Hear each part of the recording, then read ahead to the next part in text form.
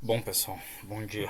Vamos fazer um exemplo aqui usando a biblioteca Button. Depois a gente vai entrar aqui e abordar a biblioteca Kipad, continuando o assunto da nossa última aula, tá? Mas primeiro vamos fazer um exemplo aqui com a Button, só para vocês verem como ela é simples de utilizar, tá? E alguns cuidados que vocês têm que ter ao usar ela no Tinkercad. Então vou criar um novo circuito aqui, tá? Uh, bueno, vamos criar um novo circuito. Vamos dar aqui um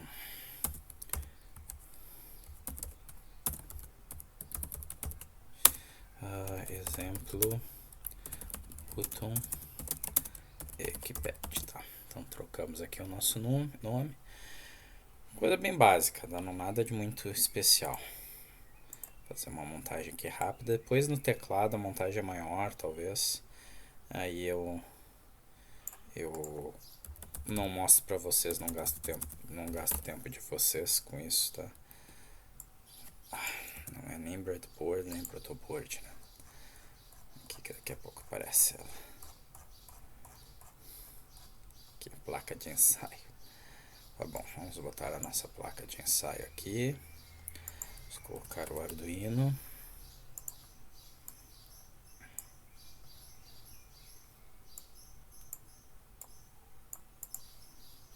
Tá ótimo. Mais dois botões. No caso aqui eu vou botar um push button, desculpe. Eu vou botar um push button e vou colocar além do push button. Vou pegar um push button. Além do push button vou botar um dipzinho aqui para mostrar o efeito dos dois, tá? Peguei aqui um dip também. Vou mostrar o efeito desses caras. E aí vamos colocar um LED aqui só para vocês conseguirem ver o que vai estar acontecendo. Vou botar um LEDzinho. E um resistor para o nosso LED, tá? De resto eu vou usar o pull-up. Então não vamos necessitar de mais coisas assim mais específicas. Tá, maravilha. Então vamos ligar aqui o nosso botão, tá? Não vou fazer as ligações aqui, não precisa de nada muito especial. Vamos pegar aqui pino 5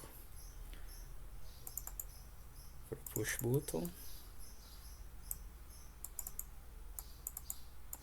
Pegar pino 5, pino 6, pino 7. Tá? Na verdade o nosso push button ele vai ficar com pull up. Então vamos ligar direto ele, né? Que é o 1A. Eu acho que podemos ligar direto aqui no aterramento.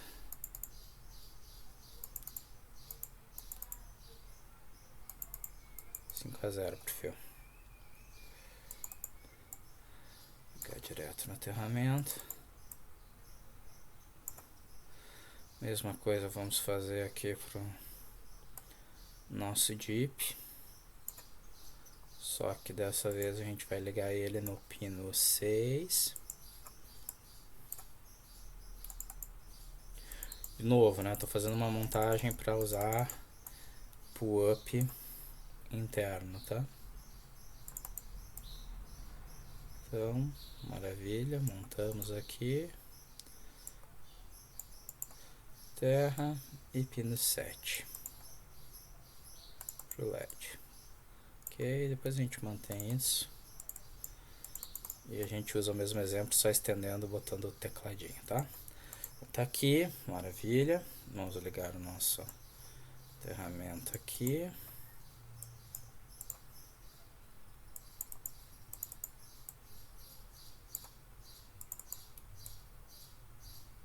Ok. Tá, então fizemos as conexões, tá? Então, tudo bem. Daí a gente vai pro código. E no código, pessoal, isso aqui eu vou apagar, tá? A primeira coisa que vocês têm que ter como providência é vir no Moodle, tá? Eu já deixei para vocês pronto.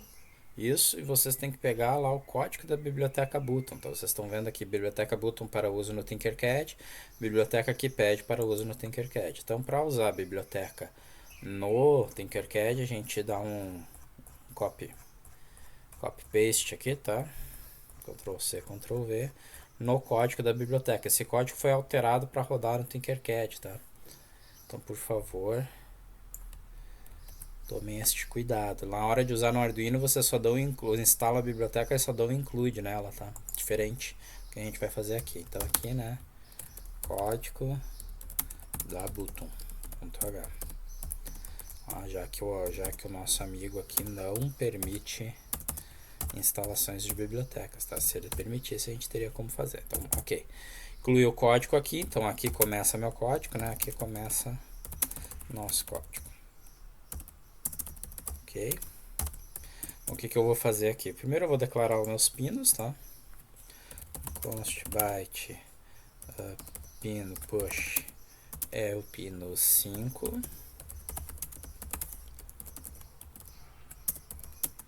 O DIP está no 6 e o LED está no 7, tá? Aí eu vou criar, basicamente o que a gente pode fazer aqui, a gente alterna o estado do LED pelo push button e faz o interruptor dizer se o LED deve ou não deve. Bom, vamos ver aqui, vamos bolar um código, tá? Deve ou não deve ficar piscando. Então aqui, objetos dos botões. Então aqui que vem a parte interessante, né? Então aqui a gente vai criar um objeto chamado push. E aí, pessoal, lembrando, né? Vocês tinham três modos possíveis, né? Que era o button pull up interno e button pull down, tá? Então a gente vai usar aqui o modo button pull up interno. Então desse jeito aqui eu estou criando um dip switch, um botãozinho, né? Que nem sabe qual é, mas eu estou chamando de push, perdão, não dip, tá?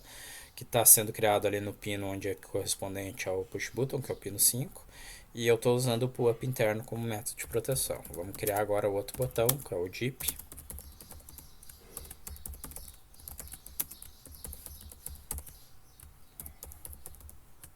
Pull up interno também. Criamos o segundo botão, tá? Void setup. A gente só vai criar aqui, só vai dar. Lembre-se, tá? Não se dá pin mode nos botões, tá? Usando a biblioteca button, tá? Cuidado com isso, senão vocês vão criar um problema sério aí no uso da biblioteca. Então só vou dar o pin mode só no LED, tá? E agora eu vou fazer o seguinte. Vamos criar uma variável aqui auxiliar.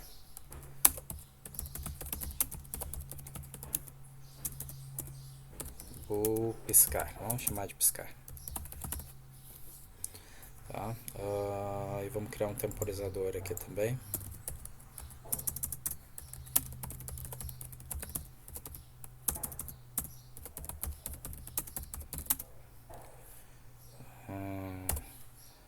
Delete. Tá? E vamos fazer o teled, marcar o instante inicial, tá? Maravilha. E aí aqui basicamente o que eu vou fazer vai ser isso daqui, ó, pessoal. If vamos basicamente fazer a leitura do DIP, né? Então if DIP. Lembrando, né, DIP a gente usa o expressed, né? Porque a gente quer ver o status do DIP, se ele está fechado, se ele está aberto, né? Então basicamente é isso que a gente está querendo realizar. A gente usa o expressed para essa função, tá? Então basicamente se ele está assim, eu vou botar serial aqui até para a gente conseguir ver, né, o que vai estar acontecendo. O serial.begin 600, só para vocês terem uma mensagem, né? Vai ficar meio repetitivo, mas serve a título de exemplo, né? Então a gente vai ver aqui.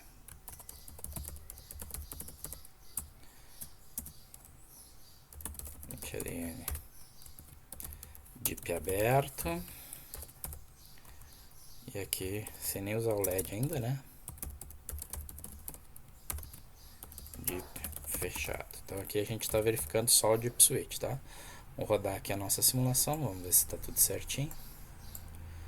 O que eu fiz aqui? Falta um ponto e vírgula, né? Piscar. Tá? E no DIP também não é tudo minúsculo, não é tudo maiúsculo. DIP. Ok, vamos ver se era só isso. Acredito que sim. Vamos ligar o monitor serial, DIP aberto, DIP aberto, DIP aberto, DIP fechado, DIP fechado. Vocês estão vendo ali então que já estamos trabalhando. E melhor, né, gente? A gente está com o debounce aqui implementado em conjunto, tá? Então, ok. Uma vez que o DIP esteja fechado, então a gente poderia, sei lá, alternar aqui o estado dessa função aí piscar, tá? Então poderemos fazer isso daqui, né? If. Agora a gente vai ler o push, tá? If push ponto. A cada vez que eu pressionar, isso que é importante vocês entenderem, e a gente vai usar a serial para mostrar isso, tá? Cada vez, então aqui o DIP eu não preciso mais mostrar, né? Eu vou até apagar a mensagem aqui para vocês entenderem que eu não vou estar mostrando. Então, né, eu vou botar aqui, né? Clicou no push, certo? Vocês vão ver que vai acontecer isso. Já deixa eu aproveitar aqui, né? E vou botar que piscar é não piscar.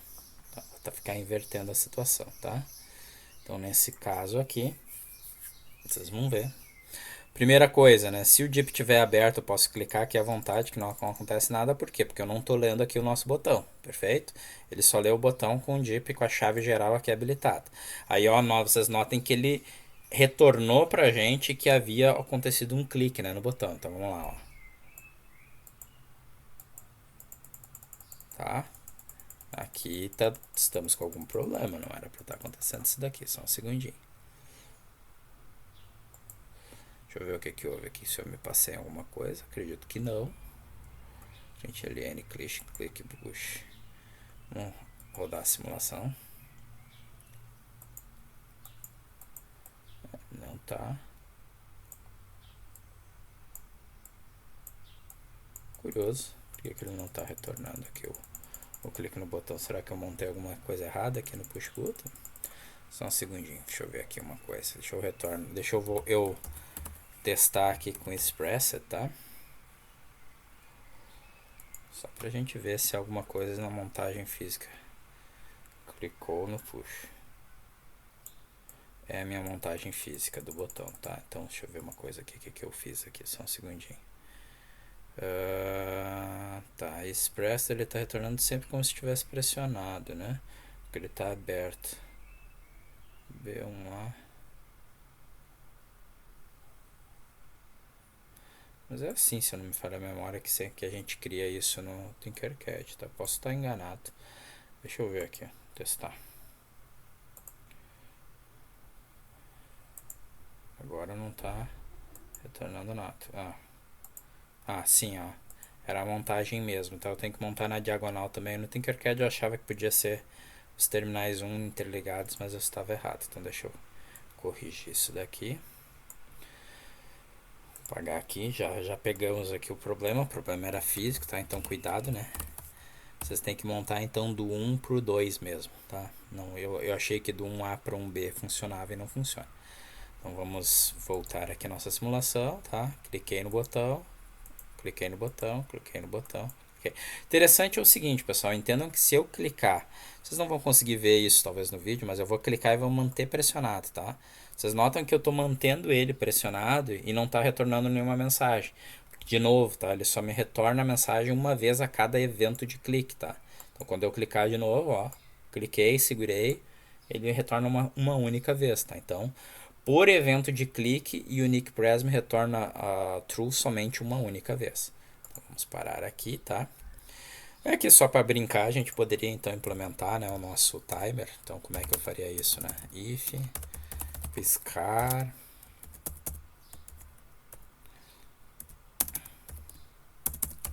if milhas. Como é que era o nosso temporizador? TLED. Vamos botar a cada 500 milha. O que eu vou fazer? Vamos botar um valor aqui, né? Scar e byte.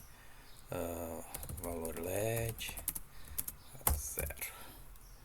Então, eu vou botar aqui valor LED invertido e vou dar o digital write.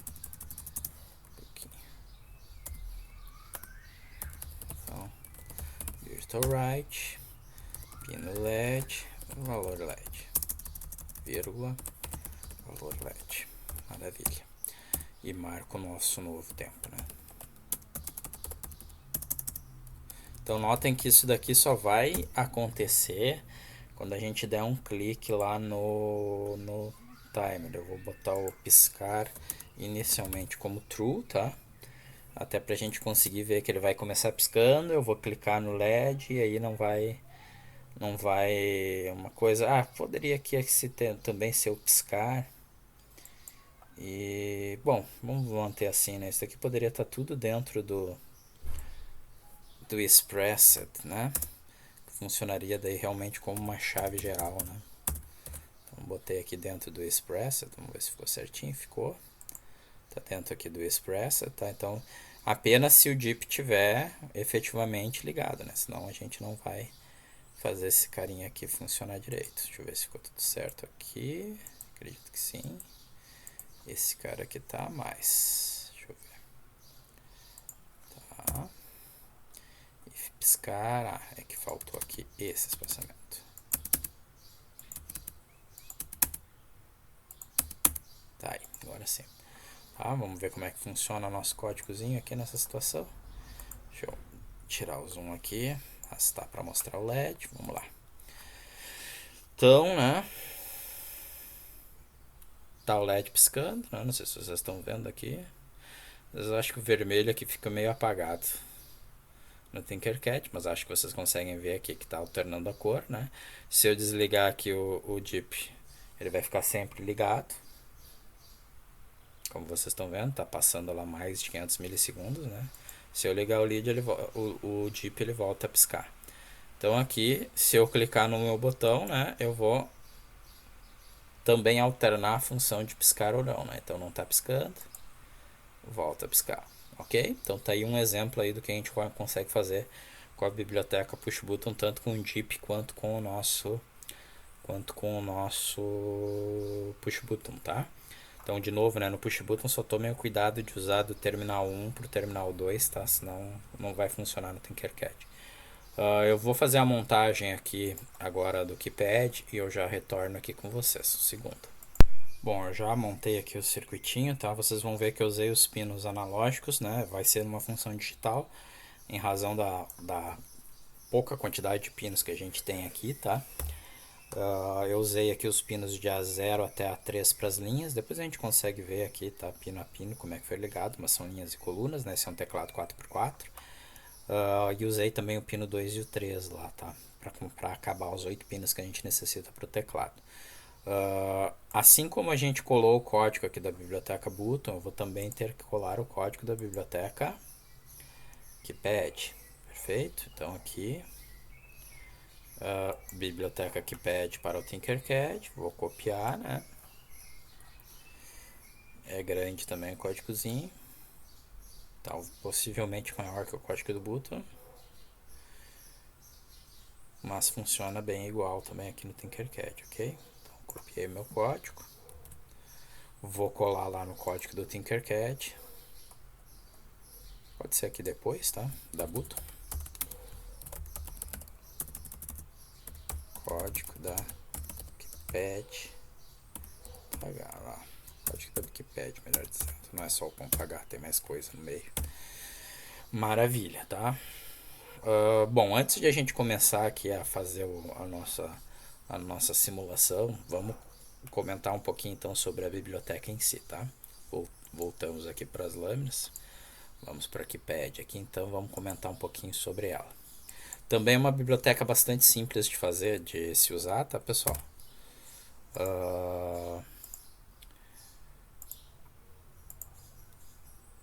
Não tem muita coisa complicada, tá? Na verdade, aí o complicado talvez seja o que a gente queira fazer com a biblioteca e não o uso da biblioteca em si, tá? Então, da mesma forma, tá lá no conjunto de bibliotecas lá de abstração de hardware do Arduino, tá? Aí é uma biblioteca feita especificamente para trabalhar com os keypads que a gente está habituado, tá? Vai facilitar significativamente o nosso trabalho.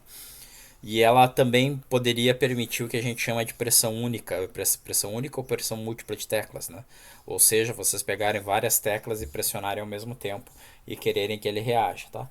Mas isso é uma coisa que não é necessário a gente implementar, tá? Normalmente, se a gente implementar a reação a uma tecla única, já é mais que o suficiente. Não vai demandar nenhum resistor externo ao teclado, porque vai usar os pull-ups internos do Arduino, tá?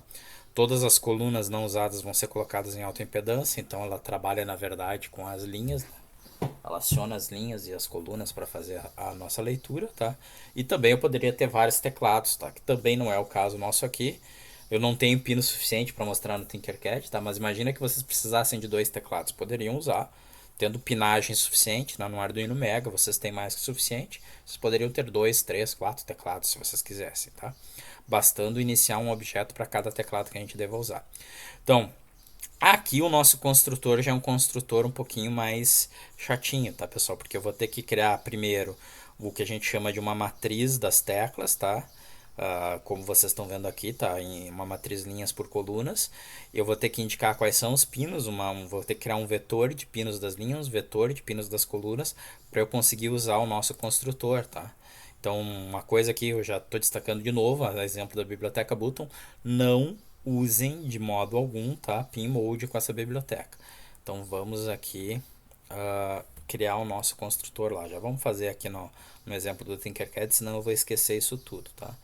Então, temos que criar uma matriz linhas por colunas inicialmente. Então, vamos lá para o Tinkercad, tá? Assim como eu tenho os objetos dos botões, agora vamos criar os dados do teclado, tá? Então eu tenho que ter aqui quantos. Não preciso fazer isso daqui assim. Eu tenho 4. Seguindo a nossa linha aqui, eu indicaria quantas linhas e quantas colunas eu tenho, tá? Eu vou seguir, tá? Aqui. Byte n linhas. Temos 4 linhas. Temos 4 colunas. E aí agora eu crio a matriz, né? Lembrando que é uma matriz do que? É uma matriz linhas por colunas, onde eu vou representar todos os caracteres retornados no meu teclado. Notem que isso daqui é completamente arbitrário, tá, gente? Eu poderia dar caracteres diferentes aos que estão visíveis no teclado, se eu quisesse, tá? Mas no nosso caso não tem muito sentido. Então não é const, na verdade, é uma matriz, né? Char teclas linhas por colunas, tá? Então aqui eu vou representar cada uma das minhas linhas. Então vamos ver o teclado aqui, que vai ser estritamente necessário para a gente conseguir preencher aquilo ali. Então vamos lá. Cada uma das minhas linhas, então, vou representar os diferentes caracteres. Então o primeiro caractere é o caractere que ele espera, sim, caractere. Então o primeiro caractere é o caractere 1, o segundo caractere da primeira linha é o caractere 2, o terceiro caractere da primeira linha é o caractere 3 e por último o caractere A. Perfeito? Agora eu vou para a próxima linha. E vou ficar repetindo esse processo até chegar na representação inteira do meu teclado, tá? Então 4, 5, 6 e B na segunda linha. Terceira linha, eu vou ter o 7, o 8, o 9 e o C. E por fim, na quarta linha, eu vou ter o asterisco, o 0, o cerquilha e o D, tá? Então acabei aqui a minha matriz do teclado, de representação do teclado, tá? O que eu tenho que fazer agora? Eu tenho que criar um vetor, tá? De bytes, pode ser um vetor de constantes, tá? Não tem problema nenhum. Linhas, onde eu vou dizer quais são os pinos, né? Quais são todos os meus pinos das minhas linhas, tá?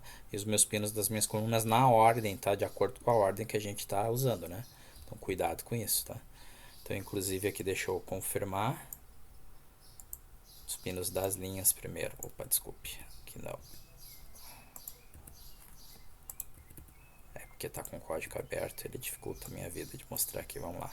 Então, a linha 1 vai estar no pino A0, linha 2 está no pino A1 e assim por diante, tá? Então vamos lá. De linhas igual a A0, A1, A2, A3, tá? Agora os pinos das colunas. vai ser A4, A5. Deixa eu ver se ficou na ordem aqui, gente, desculpe.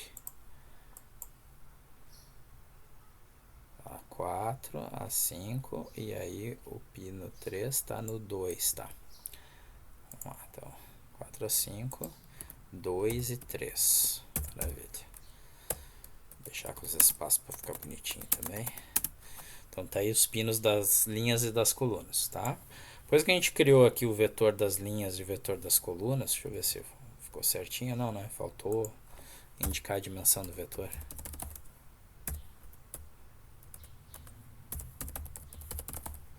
Depois que eu criei os pinos das linhas e das colunas, aí sim eu vou acionar o construtor, tá? No construtor a gente tem que usar essa outra função aqui, make map, a partir da matriz das teclas, tá? Para retornar para o padrão que ele espera. Então vamos criar aqui o meu objeto, né? Keypad, teclado que seja, Keypad, make keymap, teclas. E aí temos que botar os parâmetros exatamente na ordem, né? O mapa das teclas, os pinos e a quantidade de... Os pinos das linhas, os pinos das colunas, quantidade de linhas, quantidade de colunas. Então aqui eu vou botar linhas, colunas, N linhas. Vou botar em duas linhas, né? N linhas, N colunas. Então, criamos o nosso objeto. Faltou... Não, tá certo. Então, criamos aqui o nosso objeto se chamou teclado, tá? E aí vamos poder usar ele no restante do código. Deixa eu ver se não ficou nenhuma falha aqui até o momento. Acredito que não, mas sempre é bom verificar. Faltou alguma coisa, só um pouquinho.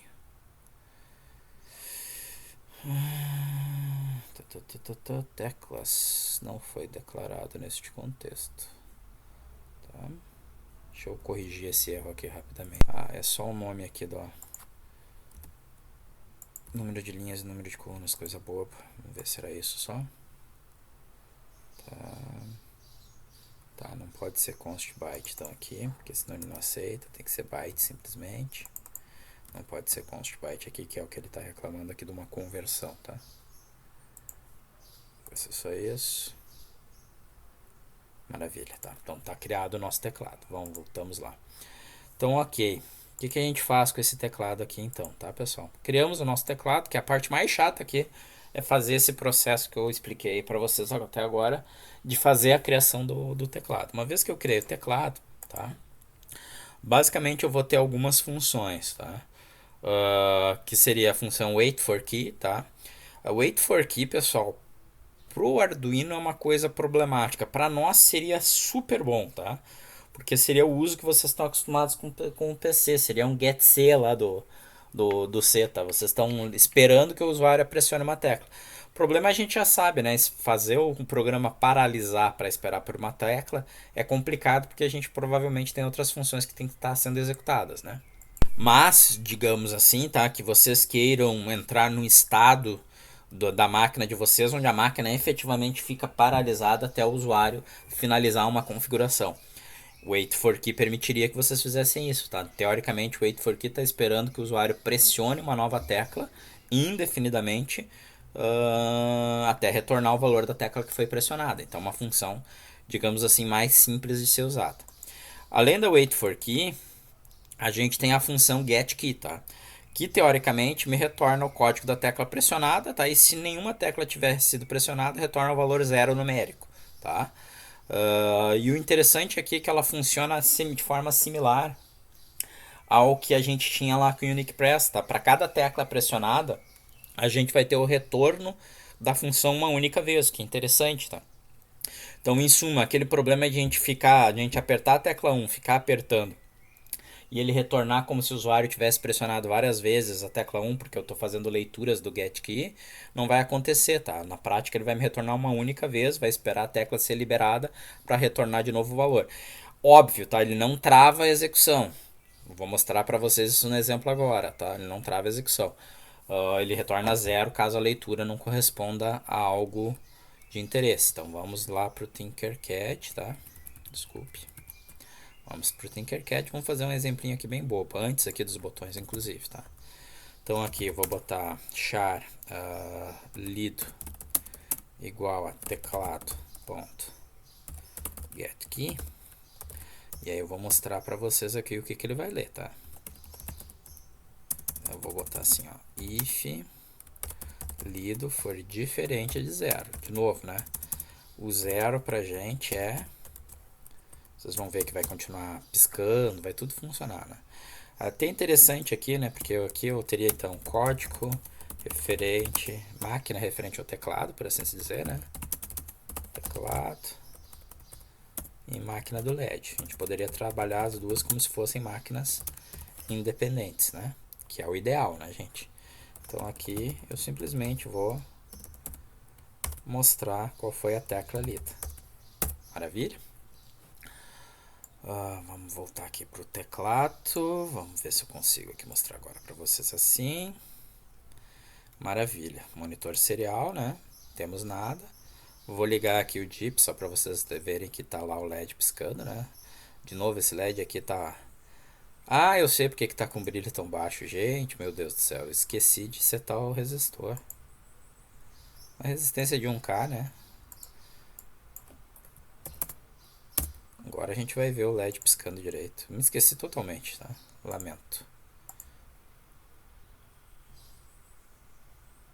Ó, agora tá bem mais brilhante, né? O Tinkercad conseguiu simular ali um brilho inferior desse cara. Então, se eu apertar o push button, continua funcionando, né? Para ou não para de piscar, né? Então aqui tá piscando. E agora eu vou mostrar aqui que ele retorna. Eu vou apertar a tecla 1 e vou continuar pressionando. Vocês vejam ali que a tecla 1 ficou com azul mais claro, né? Mas vocês veem que ele não retorna várias vezes. Ele retorna uma única vez por pressão da tecla. 2, 3, 5, 6. Desculpe. C, cerquilha e assim por diante, tá? Então, o uso do teclado basicamente é isso, tá, gente? Vocês vão usar essa bendita dessa função chamada getKey, tá? O que a gente teria aqui de mais interessante para fazer? A gente quer, na realidade, fazer com que o teclado leia um valor, tá? Então eu poderia, digamos assim, fazer a montagem de um valor lido. Esse é um problema que vocês já fizeram no ano passado, tá? Para a gente conseguir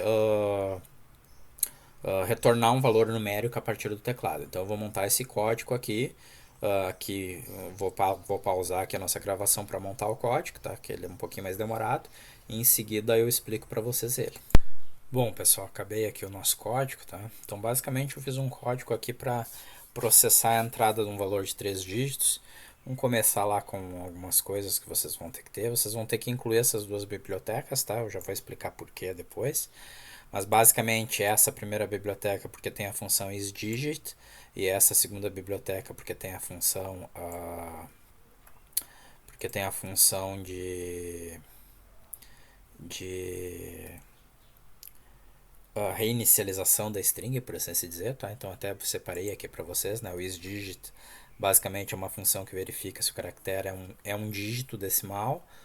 O atoy, que vai ser a função que faz a conversão de uma string para um inteiro, e o strncpy, que basicamente faz a cópia de uma string para outra, que a gente vai usar para reiniciar a nossa string, tá? Que mais? Além disso, eu criei aqui uma variável que indica se o usuário está ingressando um novo valor ou não. Criei uma variável temporária aqui, que é uma string de 4 posições, o que significa que eu vou permitir até 3 caracteres numéricos, tá? E coloquei 3 caracteres com underline só para indicar para o usuário o que ele está digitando, tá? E um número, na verdade, uma variável que vai representar um número digitado. Então vamos ali, faço a leitura do meu teclado, né? Se eu digitei alguma tecla, eu verifico se a tecla é a cerquilha. A cerquilha eu estou usando para marcar se o usuário está querendo ingressar um novo valor ou não, tá? Basicamente, se ele estava já ingressando um valor, quando ele aperta a cerquilha de novo, eu interpreto que ele terminou de entrar o valor. Aqui eu fiz uma rotinazinha só para substituir, tá, eventuais caracteres underline que ainda existissem na string para zero, tá, porque senão ele não faz a conversão do número. Então, digamos assim, se vocês tiverem 2 underlines e 8, ele vai converter para 0, 0, 8, e aí o número convertido vai ser o 8, o valor 8 inteiro, né? Converto aqui a string valor temp para um inteiro, mostro para vocês o valor digitado e reinicio a string para indicar que pode existir um novo valor a ser digitado, tá? Se não era novo, eu só mostro uma mensagem indicando para o usuário, entre o valor com 3 dígitos, tá? E fico alternando entre está entrando uma string ou não está entrando uma string. Se ele está aceitando que o usuário entre a string representando o número, a primeira coisa que eu vejo é se o valor que ele digitou é um dígito, tá? Ou seja, eu vou excluir aqui o A, o B, o C, o D. Deixa eu tirar isso daqui, né? Vou excluir o A, o B, o C, o D, o cerquilha e o asterisco dessa rotina aqui. Até a gente poderia, essa função isDigit aqui, até para vocês confirmarem, tá? Ela verifica se é um dos números digitais e tem como verificar, se eu não me engano, também sinais e pontos, tá? Mas aí talvez tivesse que fazer uma verificação adicional, ok? Mas aí é um outro problema. Se vocês quiserem entrar valores negativos, tá, ou fracionários, entrem em contato comigo que a gente tem que alterar essa rotina aqui bem pouquinho. Tá? Basicamente eu teria que botar uma verificação a mais aqui para 3 caracteres, tá? Rotaciona aqui a entrada, né? Então faço com que a posição 0 seja o valor da posição 1, a posição 1 da string seja igual ao valor da posição 2 e a posição 2 é o valor que a gente leu e vou mostrando para o usuário isso. Vocês já vão ver o que significa isso aqui na simulação, tá? Então notem aqui que o LED vai ficar piscando, né? Não estou paralisando a execução do meu código, tá aí ele piscando bonito. E agora vamos para o teclado. Vou apertar aqui o cerquilho, vou dizer, ó, entre o valor de 3 dígitos. Aí se eu apertar aqui, sei lá, 150, vamos botar. Primeiro eu boto 1, depois eu boto 5, depois eu boto 0, aperto cerquilha e valor informado igual a 150. Se eu desejar colocar o valor 87, ó, botei 87, vocês notam que teria ficado ali a indicação da posição, tá? Se eu apertar, ele vai aceitar e vai informar o valor como 87. Então, essa rotina aqui permite que vocês ingressem valores numéricos, tá? Vocês podem botar quantos dígitos vocês quiserem na prática, né? Basta que vocês alterem aqui os tamanhos, né? E a quantidade aqui de caracteres, tá? E faço aqui também a rotação da entrada por tamanho novo da string. Então, basicamente, né? Se vocês precisarem um valor de, sei lá, vamos supor aqui 5 dígitos, tá? Se são 5 dígitos, vocês precisam de um vetor de 6 posições. E aí, como são 5 dígitos, vocês teriam que botar aqui 5 posições de underline, tá? Aqui vocês fariam o que mais? Aqui não precisa mexer em nada. Aqui vocês indicariam que são 5 posições, né? Então, por enquanto está com 3, né? Então, vou botar mais 2 e vou dizer aqui que são 5 posições. Perfeito. Aqui a mensagem, né? 5 dígitos. E aqui, né, pessoal, a gente só colocaria as rotações adicionais, né? Então, se é 5 dígitos, a última posição é 4, né?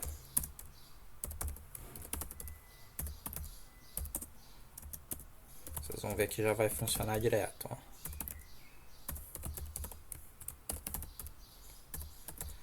E a última posição seria a posição 4. Acho que 5 dígitos aqui periga não caber na variável inteiro, né? Não se esqueçam que a gente usou aqui como conversão um número inteiro que vai no máximo até 32.767, tá? Então aqui eu teria que, na verdade, fazer isso daqui ser um long, tá? Para caber na posição. Vou apagar isso daqui tudo, tá? Vou rodar aqui a simulação, se eu não esqueci de nada. Tá piscando o nosso LEDzinho lá. Vou colocar aqui, ó. Eu esqueci de alguma coisa assim, só um pouquinho. Deixa eu ver se eu fiz tudo certo aqui. 1, 2, 3, 4, 5. Aparentemente sim. Aqui, ó. Eu sempre tenho que iniciar. Isso daqui na verdade não é necessário, né? Porque quando eu inicializo daquele jeito, tá? Até vou apagar isso daqui, que era o que estava causando problemas ali antes. Não é estritamente necessário porque eu já fiz a inicialização lá antes, tá? Então vamos botar aqui. Opa. Ó, agora sim, né? 7, 5. Apertei aqui o cerqueiro, 8.575. Então vocês podem fazer essa rotina ser adequada ao que vocês necessitam. De novo, né? Se vocês precisarem do menos, do mais ou de valores fracionários, a gente tem como alterar facilmente essa rotina.